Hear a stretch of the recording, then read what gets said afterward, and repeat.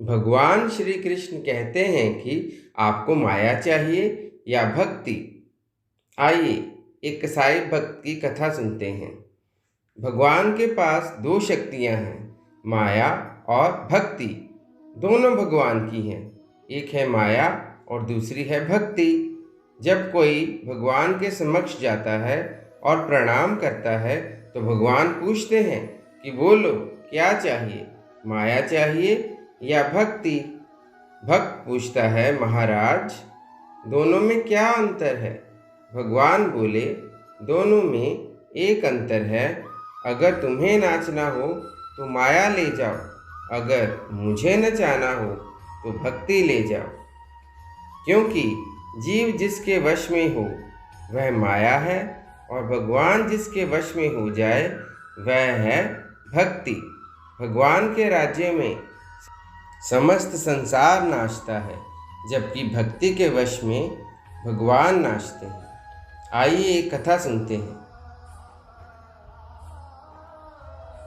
एक कसाई था सदना। वह बहुत ईमानदार था। वो भगवान के नाम कीर्तन में मस्त रहता था। यहाँ तक कि मांस को काटते बेचते हुए भी वह भगवान नाम को गुनगुनाता रहता था। एक दिन वह अपनी ही धुन में कहीं जा रहा था कि उसके पैर से कोई पत्थर टकराया। वह रुक गया। उसने देखा एक काले रंग के गोल पत्थर से उसका पैर टकरा गया है। उसने वह पत्थर उठा लिया व जेब में रख लिया, ये सोचकर कि यह मांस तोलने के काम आएगा।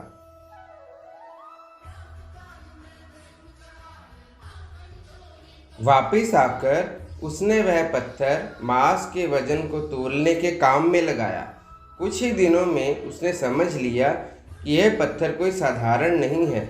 जितना वजन उसको तोलना होता, पत्थर उतने वजन का ही हो जाता। धीरे धीरे यह बात फैलने लगी कि सदना कसाई के पास वजन करने वाला पत्थर है। वह जितना चाहता है पत्थर उतना ही तोल देता है। ये एक चमत्कारी पत्थर है।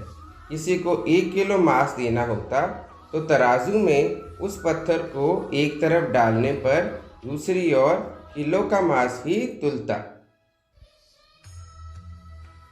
अगर किसी को 2 किलो चाहिए तो वह पत्थर 2 किलो के भार जितना भारी हो जाता।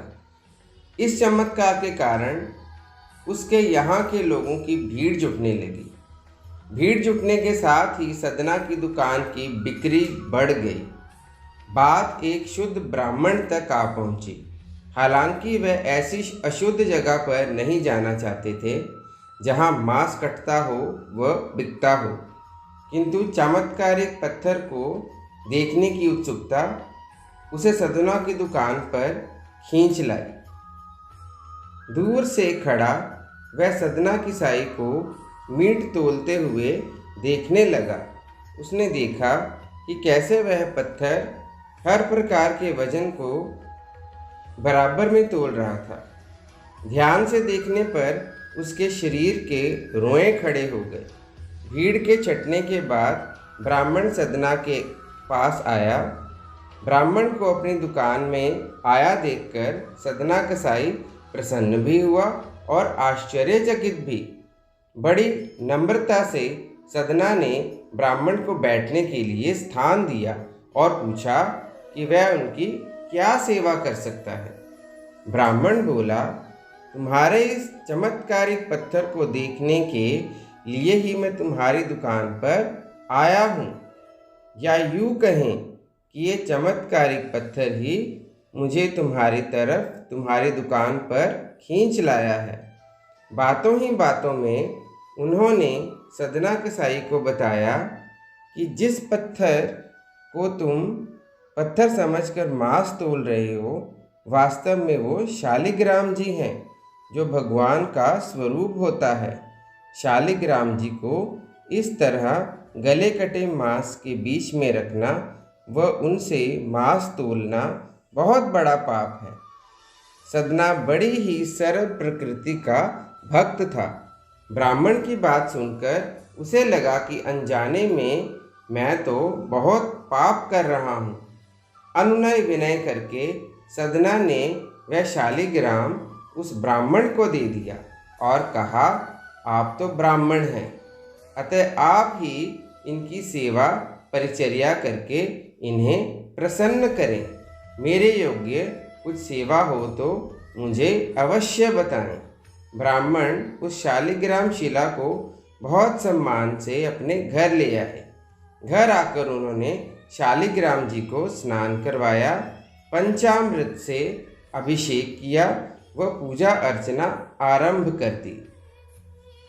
कुछ ही दिन बीते थे कि उन ब्राह्मण के स्वप्न में श्री शालिग्राम जी आए। वह कहा, हे ब्राह्मण, मैं तुम्हारी सेवा से प्रसन्न हूँ, किंतु तुम मुझे उसी कसाई के पास छोड़ आओ। स्वप्न में ही ब्राह्मण ने कारण पूछा तो उत्तर मिला कि तुम मेरी अर्चना पूजा करते हो, मुझे अच्छा लगता है, परंतु जो भक्त मेरे नाम का गुणगान कीर्तन करते रहते हैं उनको मैं अपने आप को भी बेच देता हूँ। सदना तुम्हारी तरह अर्चन नहीं करता है, परंतु हर समय मेरा नाम गुनगुनाता रहता है, जो कि मुझे अच्छा लगता है, इसलिए तो मैं उसके पास गया था। ब्राह्मण अगले ही दिन सदना कसाई के पास गया। वह उनको प्रणाम करके सारी बात बताई। वह शालिग्राम जी को उन्हें सौंप दिया। ब्राह्मण की बात सुनकर सदना कसाई की आंखों में आंसू आ गए। मन ही मन उन्होंने मांस बेचने खरीदने के कार्य को तिलांजलि देने की सोची और निश्चय किया कि यदि मेरे ठाकुर को कीर्तन पसंद है तो मैं अधिक समय कीर्तन ही करूँगा। तो ये थी शालिग्राम की कृष्ण भक्ति की कथा। जय श्री कृष्ण। राधे राधे।